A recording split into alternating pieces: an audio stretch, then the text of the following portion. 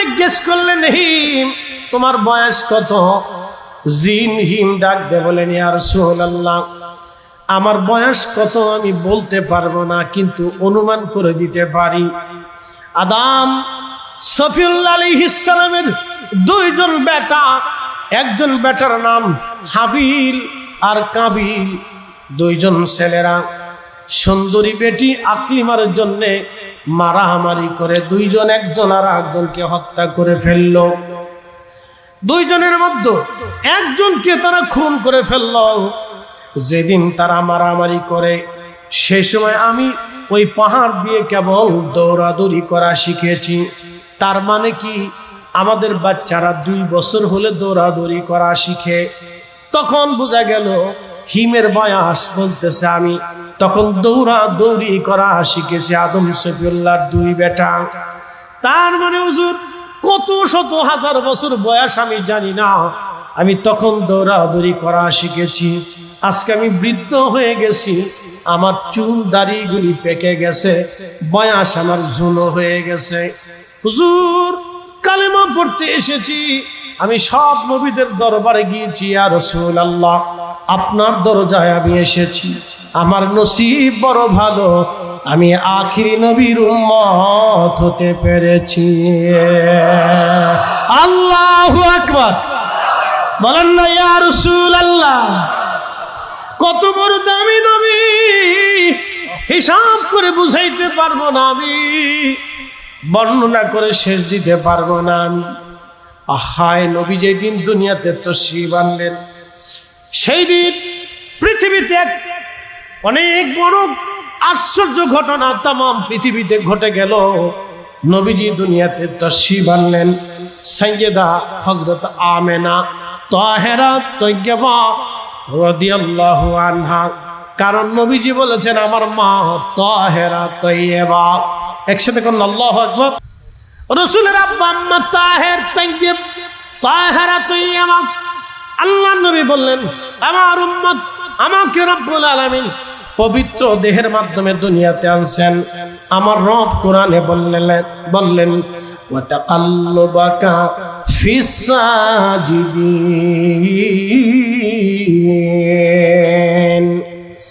আল্লাহ ডাক দিলেন, হাবিব আমি আপনাকে সেজদাকারীর মাধ্যমে দুনিয়াতে এনেছি। সেজদাকারী, আহা সেজদাকারীর তাফসীর করতে যাইয়া হযরত রাইসুল মুফাসসিরিন আব্দুল্লাহ ইবনে আব্বাস লিখেছেন তুনকালু মিন সালিবিন ইলা রাহিমিন ইজা মাদা আলামু বাদা তাবাক।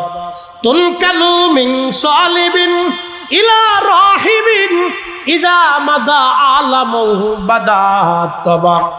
আল্লাহ তার রাসূলকে পবিত্র চুল থেকে পবিত্র রেহেম হয়ে, পবিত্র চুল থেকে পবিত্র রেহেম হয়ে নূরে মুহাম্মাদিকে আদম সফিউল্লাহ থেকে নবী হযরতে শীশ আলাইহিস সালাম হয়ে হযরতে পয়গম্বর নূহ আলাইহিস সালাম যেদিন নৌকার মধ্যে তিনি 40 দিন মহাপ্লাবনে ভেসেছিলেন, সেই দিন নবীজির চাচা আব্বাস রাদিয়াল্লাহু আনহু 27টা কিতাবের ভিতরে এই কবিতা এসেছে। 27টি কিতাবের মধ্যে কবিতা এসেছে। বিশ্ববিখ্যাত ইমামুল হারামাইন আশ-শরীফাইন মোল্লা আলী কারি হানাফি রাহমাতুল্লাহ আলাইহি আল মাওরিদের মধ্যে লেখেন হযরত আব্বাস রাদিয়াল্লাহু আনহু কবিতা বললেন, কবিতা নাত বললেন হুজুর হযরত ইব্রাহিম নূহ নবী যখন মহাপ্লাবনে 40 দিন পর্যন্ত নূহ নবীর নৌকা প্লাবনে ভাসতে লাগলো, পৃথিবীর অন্য কোনো সমুদ্রে তারে নেওয়া হয় নাই। ওই নৌকাটাকে আমার আল্লাহর ফেরেশতারা কাবা শরীফের চারপাশে ঘোরাইতে লাগলো। আল্লাহু আকবার। হযরত নূহ আলাইহিস সালাম 40 দিন পর্যন্ত তাওয়াফ করলেন। সাইয়্যিদুনা ইব্রাহিম খলিলুল্লাহ আলাইহিস সালাতু ওয়াস সালাম আগুনের মধ্যে পড়ে গেলেন। আল্লাহ আগুনের মধ্যে ফেলে দিল নমরুদ। আগুনের মধ্যে ফেলে দেওয়ার পরে 40 দিন পর্যন্ত ইব্রাহিম খলিলুল্লাহ আগুনের ভিতরে রইলেন। আল্লাহ বলেন ইয়া নারু কুনি বারদাও ওয়া সালামান আলা ইব্রাহিম, হে আগুন আমার ইব্রাহিমের উপরে আয়ার কন্ডিশন তুমি হয়ে যাও। সৈয়দনা ইব্রাহিম বললেন, দুনিয়ার মানুষ, 40টা দিন আমি আগুনের মধ্যে ছিলাম, আমার জীবন এতই সুন্দর ছিল, আমার সারা জীবন যদি আগুনের মধ্যে থাকতাম আমি ইব্রাহিমে এর চাইতে আর মজা হতো না। আল্লাহ আমার আগুনের মধ্যে রাখিয়া জান্নাতের খাবার আল্লাহ আমারে খাওয়াইছে। না না হয় না, জোরে বলেন। কেন খাওয়াইছে জানেননি? গোপন রহস্য বুঝাই।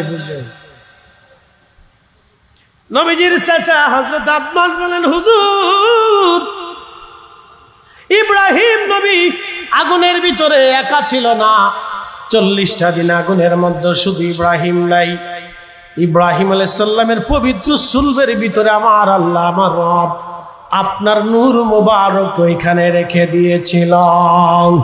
আপনি নবীর নূরের কারণে আগুন জ্বলেছে, কিন্তু ইব্রাহিম জ্বলে না। সুবহানাল্লাহ, কে আসতে হবে না জোরে হবে। আল্লাহর নবী রহমতের নবীজি ইব্রাহিমের সাথে আগুনের ভিতরে, সাইয়েদুনা ইব্রাহিম পুরল না।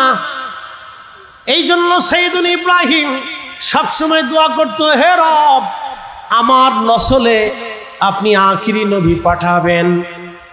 মারহাবা হবে না? আমার নসলে ওয়াজআলা নাসলহু মিন সুলালাতিন মিন মাইন মাহিন সুম্মা জাআলা নাসলহু মিন সুলালাতিন মিন মাইন মাহিন। আল্লাহ আমাদের নসলে ছেলে দিয়েছে, মেয়ে দিয়েছে, নাতি দিয়েছে, পুতি দিয়েছে, বংশ দিয়েছে। কেউ মোল্লা বংশ, কেউ চৌধুরী বংশ, কেউ অমুক বংশ তমুক বংশ। আপনাদের নসলে সন্তান আল্লাহ দিয়েছে, বাবার নসলে আপনি এসেছেন, দাদার নসলে আপনার পরিচয় এসেছে। সাইয়েদনা ইব্রাহিম বলেন, আল্লাহ আমার নসলে তুমি আখিরি নবী পাঠাইও আল্লাহ, আখিরি নবী। নবীজি বললেন, ওয়াদা ইব্রাহিম খলিলুল্লাহ, আমি ইব্রাহিমের দোয়ার ফসল। আমার জন্য ইব্রাহিম বারবার দোয়া করত। এই জন্য আল্লাহর নবী বলেন, আমার উম্মত আমারে যখন দুরুদ পাঠাবা তখন আমার বাবা ইব্রাহিমের জন্য তোমরা দুরুদ পাঠাও। আল্লাহুম্মা সাল্লি আলা সাইয়্যিদিনা মাওলানা মুহাম্মদ ওয়া আলা আলি সাইয়্যিদিনা মাওলানা মুহাম্মদ। আমার নবীর দুরুদের পরে সাইয়্যিদুনা ইব্রাহিমের উপরে দুরূদ শরীফ পাঠাইতে আমার আল্লাহর নবী নিজে নির্দেশনা দিয়ে দিলেন। যদি আল্লাহর নবী ইব্রাহিমের নাম দুরুদের মধ্যে লিখে না দিতেন, পৃথিবীর কোন বাপের বেটার কলিজায় সাহস ছিল না আল্লাহর নবীর নামের পরে ইব্রাহিম আলাইহিস সালামের নাম লিখে দেওয়া। আমার নবীর কারণে ইব্রাহিমের দাম বেড়েছে। এই কথা বলেন ঠিক না বেঠে? আমার নবীর আগে হযরত ইসমাইলের রক্ত ধারায় আর কোন নবী দুনিয়াতে আসে নাই। ইসমাইল আলাইহিস সালামকে জবিহুল্লাহ বলা হয়, আল্লাহর জবেহ বলা হয়। ছুরি চালিয়ে দিলেন, বিসমিল্লাহি আল্লাহু আকবার বলে ইব্রাহিম খলিলুল্লাহ ছুরি চালাবে। বেটা ইসমাইল ডাক দিয়ে বললেন, আব্বা জান আমি জানি আপনি আমার ছুরি চালাবেন, আমি আজ কতল হব, রাহেলিল্লাহ আল্লাহর জন্য আমি আজকে জবে হয়ে যাব। বাবা গো আমি জানি আমি আপনার একটা মাত্র বেটা, আব্বা জান আপনার মায়া লাগতে পারে, আপনার নিজের চোখ ভালো করে বেঁধে নিবেন। আব্বা জান আমার হাত পা গুলি শক্ত করে রশি দিয়ে বাঁধবেন, যেন জবাই করার সময় আমার হাত পাও ছটফট না করে। আব্বা জান আমার কাপড় খুলে নিয়ে আমার মা জননীকে দিবেন, আমার জুব্বাখানা আমার মাকে দিয়ে বলবেন, আমার জননী মা যেন আমার জুব্বাখানা দেখে দেখে আমি ইসমাইলের জন্য দোয়া করে দেন। আব্বা জান আপনি যখন আমাকে জবাই দিবেন, ছুরিটা ভালো করে ধার দিয়ে নেবেন, যেন তাড়াতাড়ি আমার গলা কেটে যায়। বলেন তো এই কথা শোনার পরে বাবার কলিজার মধ্যে কেমন ব্যথা লাগতে পারে। কিন্তু না না, সাইয়েদুনা ইব্রাহিম অটল, আর সাইয়েদুনা ইব্রাহিম আলাইহিস সালাম অটল। অবশ্যই তিনি কোরবানি করে দিবেন ইসমাইলকে। ছুরি চালাইলেন, চোখ বাঁধাতে না, বিসমিল্লাহি আল্লাহু আকবার বলে গলার বরাবর ছুরি চালাইলেন। হযরত আব্বাস রাদিয়াল্লাহু আনহু বলতেছে, নবী গো, ইসমাইল তখন একা ছিল না ছুরির নিচে। ইয়া রাসূলুল্লাহ, ইসমাইলের পবিত্র সুলবে নূরে মুহাম্মাদি ছিল। নবীজি, ওই সময় যদি আপনি না থাকতেন, ইসমাইল জবাই হয়ে যাইত।